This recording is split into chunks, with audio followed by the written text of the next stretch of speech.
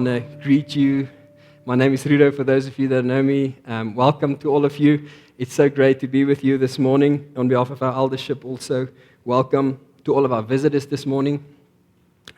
If you're maybe visiting us from a different town, or maybe you're here visiting your friends and family, or maybe you're here for a tour, it's great to have you also here with us. Not talking about a Pretoria tour, like sports tours, okay? Let's just get that out of the way.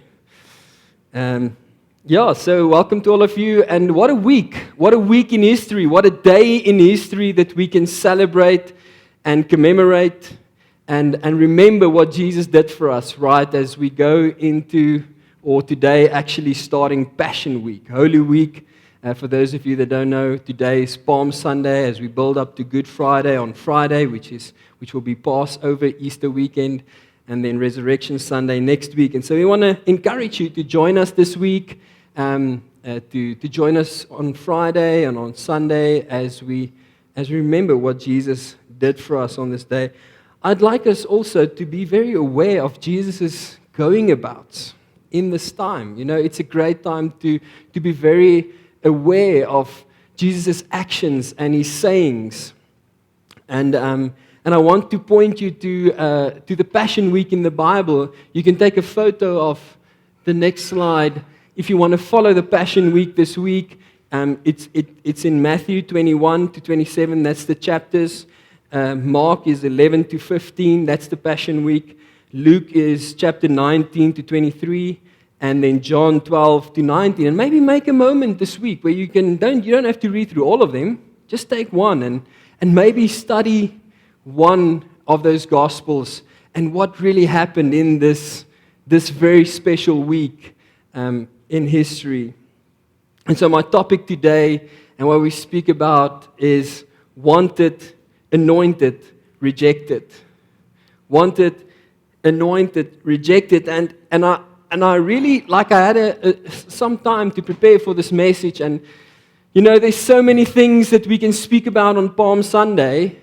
But Jesus, almost the Holy Spirit pointed me to this moment where Jesus was anointed. And I don't know why. And I pray that the Holy Spirit will come and do something in your heart, that He will speak in your heart. That moment when Jesus was anointed. Such a beautiful moment and a time that we can remember what Jesus did for us, right? And so if you have your Bibles with you, you're welcome to open up in John 11 as we study these phrases that Jesus was a wanted man, but He was anointed and then He was rejected. And so we are now in the final week of Jesus' life. It's known as the Passion Week. That's why it's called the Holy Week or the Passion Week, Jesus' last week. And Jesus arrived in Bethany, just outside of Jerusalem. That's where everything is going to start. And so this was on the Saturday before His crucifixion. And so on the Sunday morning, He rode into Jerusalem on a donkey, which was called the Triumphal Entry. And so this is where we will take off. So we're going to read John 11, verse 55 to 56, just to provide some background to this story and to understand why Jesus was wanted. Then we'll focus on two events in the Passion Week that will build up to Good Friday. The first one being Jesus was anointed in John 12, the first part by Mary. And then we'll look at how Jesus was rejected. The controversy of the triumphal entry. Say, this is a coronation, but actually it was a rejection. And so we'll look at that. And so John 11 almost paints this picture of how wanted Jesus was, really. The end of John 11. And so many things happened. Jesus just did the greatest miracle of them all. He raised Lazarus from the dead. He was for 4 days, he was declared dead. There's no way that he could be alive. He was dead as dead could be. And Jesus illustrated that I have the power over death. So He raised Lazarus from death. And so there was a lot of things happening in this time because we are now drawing closer and closer to Passover. And so the end of John 11, we take off from verse 55. It says, "Now the Passover of the Jews was at hand, and many went up from the country to Jerusalem before the Passover to purify themselves.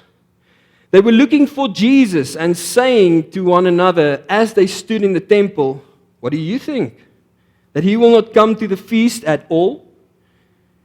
Now the chief priests and the Pharisees had given orders that if anyone knew where Jesus was, he should let them know so that they might arrest him." So Jesus was an official wanted man. The authorities said, if anyone knows any information about Jesus, you should let us know, and if you don't, we will even arrest you. So Jesus was wanted. And so if it says the Passover, for those that don't want to assume anything, but the Passover is one of the major holidays of the Jews where they celebrate when God saved them from Israel and took them out of slavery into freedom. Right? And so it's this commemoration, this moment in history where all the Jews celebrate yearly.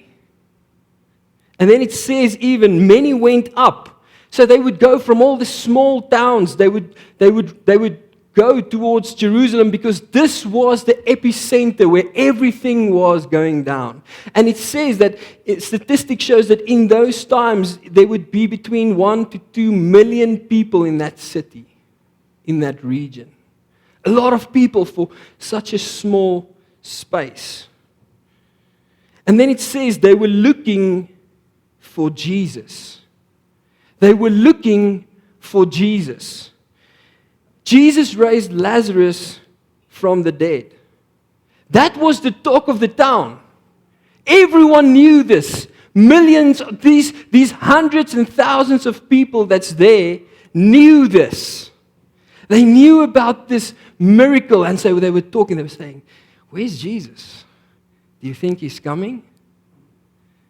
Because everyone wanted something from Jesus. Might differ. Some wanted healing. Some wanted needs to be provided by Jesus. Some wanted him to be the king. They wanted to make him the king. And then others wanted to kill him. The priests, the Pharisees, at this stage, they hated Jesus. They hated him. They absolutely wanted him dead. Because Jesus' gospel, what he was teaching and preaching in those times, had a following. And it was threatening to them. And Jesus called them out every time that they were in close in proximity to one another. So Jesus would just call them out and show them the type of hypocrites that they was. And so they hated Jesus. And so they knew they had to kill him. They already decided in their minds, Jesus is a dead man walking. He is wanted. And so, in this time, it reached boiling point. Because if you can remember, Jesus stayed under the radar. He stayed under the radar for most of the time. The moment that he would feel the heat, he would withdraw and he would go to a different place. When he healed someone, he would say, "Don't speak about this." He would stay under the radar. And this was have you seen the new Top Gun movie? My boy absolutely loves it, so we watch it all the time. So the new Top Gun movie, did you see how the planes had to ride under the radar through that valley? And then there came that mountain where they went over, dropped the bombs, went over, and when they had to go over, they shoot through the radar. This was that moment. It absolutely reached boiling point. This was the moment Jesus was going through the radar. He was an official wanted man. He is a wanted man to this day. For you and me. When we seek him, what do you want from him? Do you want for him only to provide for you and your needs? Or do you seek him for who he truly is? for what He came to do, to be the King of Kings, to provide salvation, and to save us in every single moment that we cannot save ourselves. Because that is what Jesus came to do. He came to save us. He came not to be a political king. He came to be the king of our hearts. And so they wanted to kill him. He was a wanted man. And so if we continue and we read this last verse of chapter 11, it says, "Now the chief priests and the Pharisees had given orders that if anyone knew where he was, he should let them know so that they might arrest him." And so with this in mind, we go to John chapter 12, verse 1. And it says, 6 days before the Passover. So it's exactly 1 week before the Passover would happen. It's the last week of Jesus' life. Jesus therefore came to Bethany, where Lazarus was, whom Jesus had raised from the dead. So they gave a dinner for him there. Martha served, and Lazarus was was one of those reclining with him at the table. Verse 3, Mary therefore took a pound of expensive ointment made from pure nard and anointed the feet of Jesus and wiped his feet with her hair. The house was filled with the fragrance of the perfume. But Judas Iscariot, one of his disciples, he who was about to betray him, said, "Why was this ointment not sold for 300 denarii and given to the poor?" And he said this, not because he cared about the poor, but because he was a thief. And having charge of the money bag, he used to help himself to what was put into it. Jesus said, "Leave her alone, so that she may keep it for the day of my burial. For the poor you always have with you, but you do not always have me." What an incredible scripture to almost kick off this week. Jesus in Bethany. This is it. It's reached the boiling point. He's a wanted man. And so because Jesus raised Lazarus from the death, Mary and Martha, which was his sisters, said, we want to give you a dinner, almost like a thank you dinner. So this specific dinner was just to say thank you to Jesus for what He did for them. And so they were all there. Mary was there. Martha was there. Lazarus was there. The disciples was there. Judas, that was going to betray Him, was there. And so they were preparing this meal and they were eating together. And Mary came in, and it says, she emptied this expensive oil on Jesus. And some translation says, she poured perfume on my body to prepare it ahead of time for burial. She poured this perfume over Jesus. Now, I'm not sure how much a pound of oil is, but this is quite a lot of oil, right? And so it says that this oil was the worth of 300 denarii. 1 denarii is a day's wage. So I don't want to put it in their terms. I want to almost put it in our terms. If 1 day's wage is between 100 and 200 rand, 1 day's wage, minimum wage, let's say minimum wage, that's between 30 and 60,000 rand for a bottle of oil like this. Right? That she opened and she started pouring it over Jesus. Everything.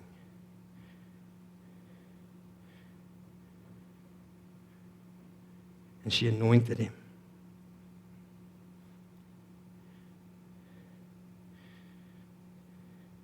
And the disciples looked at this and they were saying, "You are wasting it.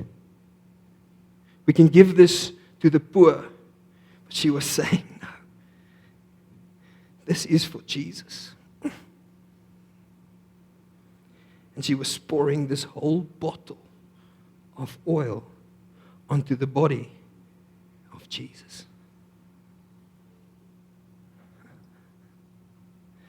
A moment in history that we can remember to this day.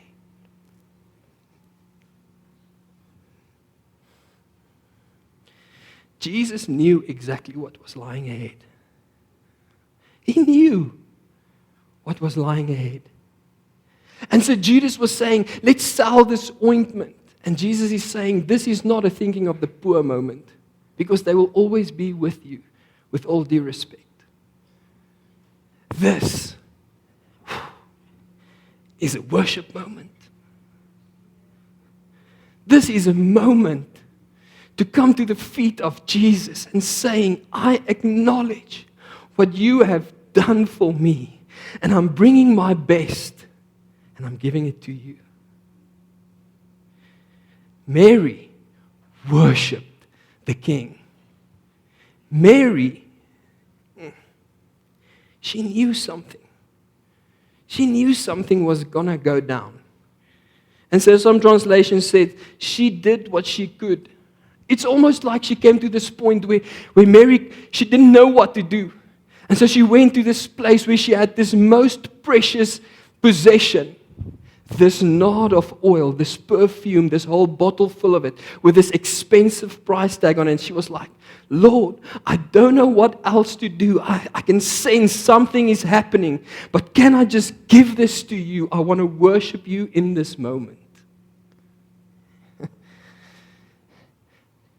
And Jesus is saying, don't stop her. She's anointing me.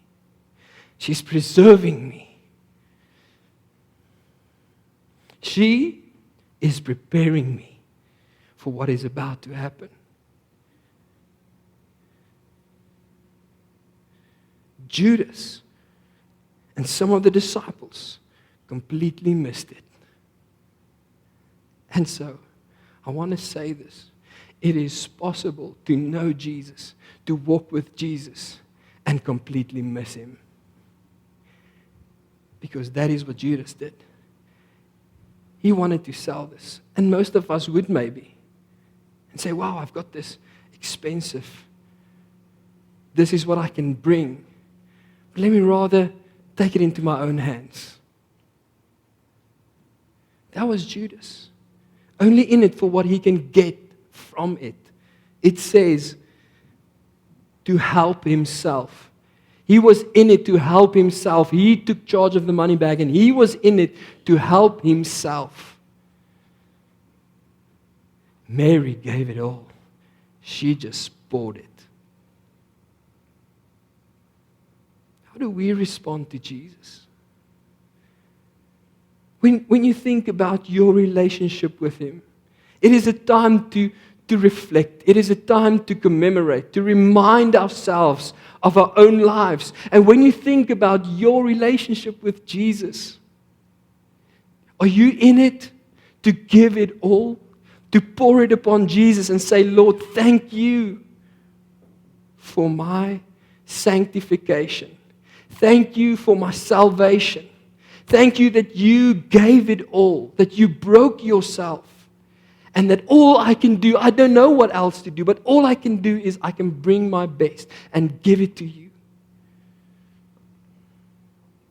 Or are you in it for what you can get from him? May we be reminded that Jesus is the King, anointed with a holy oil to save us every day. And so lastly, Jesus was rejected. And it's almost this controversy, right? It's this controversy between, it's the triumphal entry. But why are you saying he was rejected? Let's read this scripture together. John 12, verse 12. We jump to verse 12 from verse 8. And in verse 16 it says, So the first part of verse 1 says, 6 days before the Passover, Jesus was in Bethany. So now, verse 12, it says, the next day, the large crowd that had come to the feast, right? So we know that there's a lot of people in this place. The large crowd that had come to the feast heard that Jesus was coming to Jerusalem. So now they are hearing the stories that Jesus is coming. I was looking for him. Many are looking for him. He's a wanted man. The boiling point is there. He is coming to Jerusalem. So they took branches of palm trees and went out to meet him, crying, Hosanna, blessed is he who comes in the name of the Lord, even the King of Israel. And Jesus found a young donkey and sat on it, just as it is written, Fear not, daughter of Zion. Behold, your king is coming, sitting on a donkey's colt. And then verse 16. His disciples, listen to this, did not understand these things at first. But when Jesus was glorified, then they remembered that these things had been written about him and had been done to him. So they were like, why is the people almost celebrating Jesus? Palm branches, taking off their cloaks, throwing it before Jesus, almost making like a royal guard for Jesus to walk on. And at first they thought like, this is it. Jesus is going to become the king now. And then they realized that something is not happening here. And something is happening here. Something is not happening. It is very clear. And something is happening. Jesus knows that this is not a coronation. This is not the moment that he was going to be crowned. Jesus knows that. That is why he said, don't stop her to prepare me. Don't stop her when she was starting pouring this oil over him. He knew, he already predicted his death 3 times. Jesus knew what was about to happen. And so he's riding into Jerusalem, the epicenter of where the Passover will happen, as a wanted man. And you're like, almost like, Jesus, what are you doing? They want to kill you. And those that wanted him to be king are putting palm branches in front of him. They're throwing their robes before Jesus, saying, this is the day that the Lord has made. And we'll get to that in a moment. But they treated him like the one that was going to save them from the power of the Romans. And that was the whole thing, is they thought Jesus came to be the king over their political situation, to save them from the Romans, to save them from tax, to save them from Caesar. But Jesus came to do far more than that. He came to save them from sin. He came to save them from hell. And they didn't see that for a moment, but Jesus knew this. And so they wanted to make him king because he's the only one fit to be king. Why? Because he has the power. If we look back at John 6 verse 2, it says Jesus has got the power. They looked at what he was doing, the signs and the miracles, and they were saying, he has the power. He is the one that's going to save us. And they wanted to make him king, right? Towards the end of John 6, if you read verse 15, they wanted to make him king, and Jesus perceived their minds, and so he withdrew. He said, this is not the king that I am. I'm a different kind of king.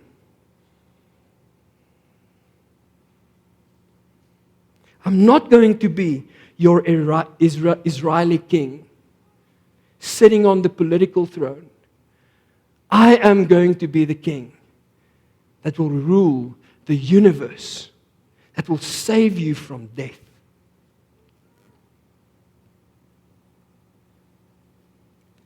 And so what is not happening is, this is not a coronation. This is not a crowning moment. But this is Jesus riding in and saying, I am the wanted one. You don't have to get your people to search for me. Here I am. Here I am. This is Jesus saying, kill me. He knew that was going to happen. He was rejected. He wasn't celebrated. Maybe by some. But if, as the week continued, as you're going to read through these scriptures, as the week continued, they absolutely rejected him.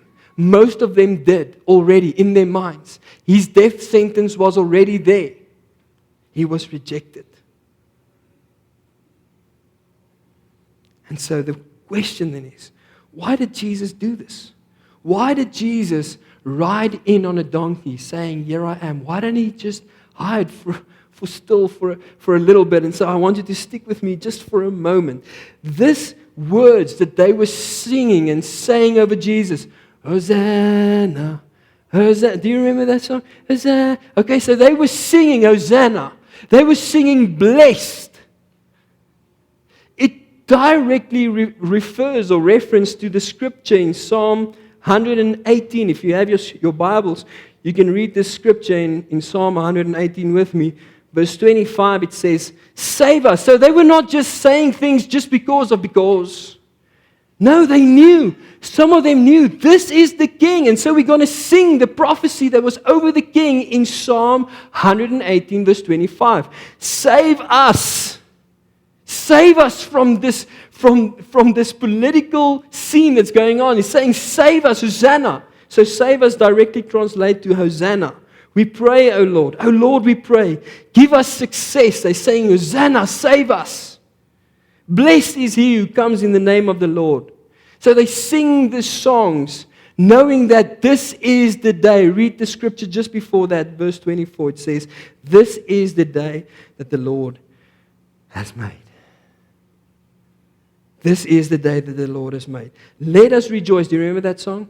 Let us rejoice and be glad in it. Now listen to this. This scripture directly refers to the prophecy Daniel made in Daniel 9, verse 25. You can go to Daniel 9. Whew. This is so incredible because this was a moment in history that changed everything.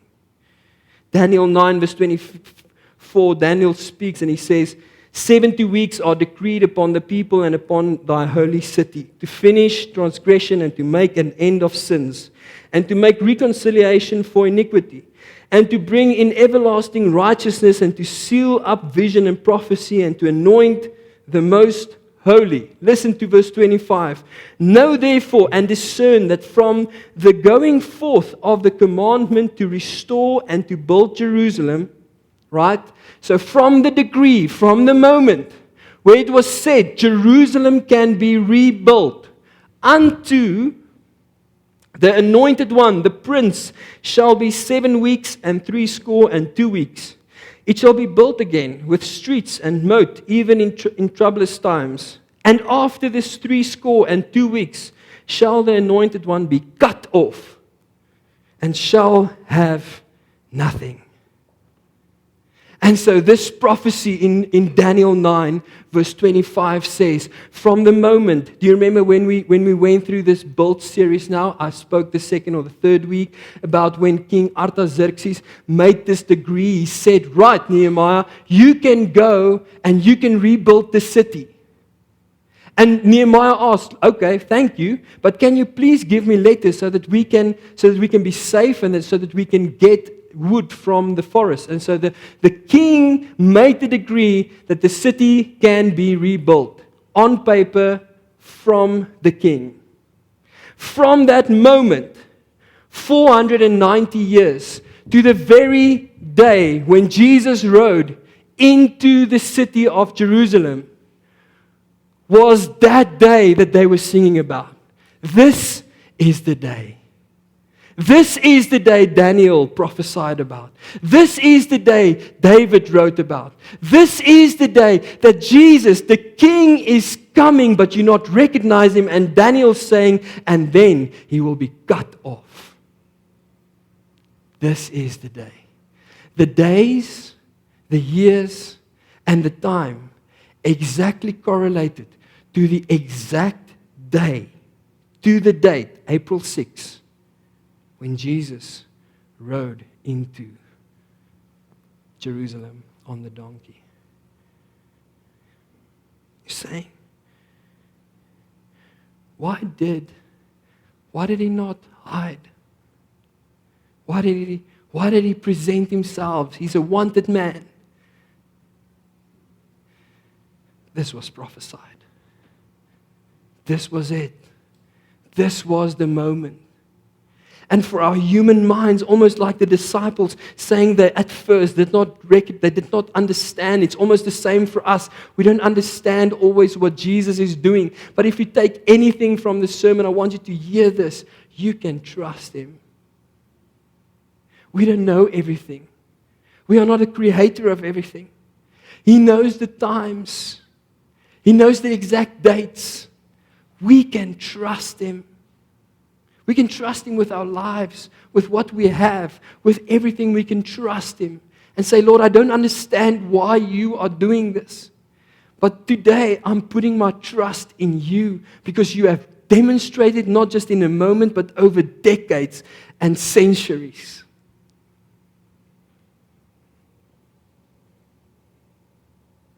I want to end off just for us to almost take stock of our own lives and ask ourselves, why are you seeking Jesus? Why are we seeking Jesus? Why are we here? Are we here because I just need to get a word so that I can go home and tick the box? Because many of the people in that day even did the same. They seek Jesus for their own reasons. And then, listen to this, Jesus responded. He responded to their seeking. And then they did not know what to do. Because even though Jesus responded, Judas was still walking with Jesus, seeking his own interest. And can we take for a moment and say, Lord, how do I respond to you? How do I respond to you, Jesus, to what you are giving me? And lastly, are you trusting Jesus? Are you trusting that He is the sent one? He is the King of the world. It wasn't just a moment in history that stayed there. This is our King who gave His life for you and I, even to this day. For moments that we cannot save. I cannot save myself in this moment. And Jesus is saying, that's exactly why I came. It's for you. For moments where you mess up, I came for you so that I can save you. Why don't you bring what you have? Give it to me. Let's pray.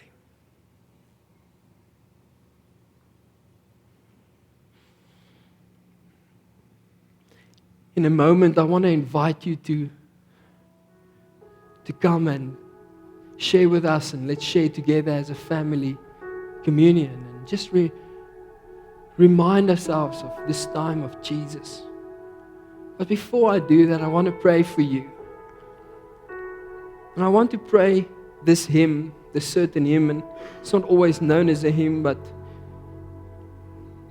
theological students and scholars, they almost branded this hymn, this part of Scripture in Philippians 2, as the Christological hymn, pointing to Jesus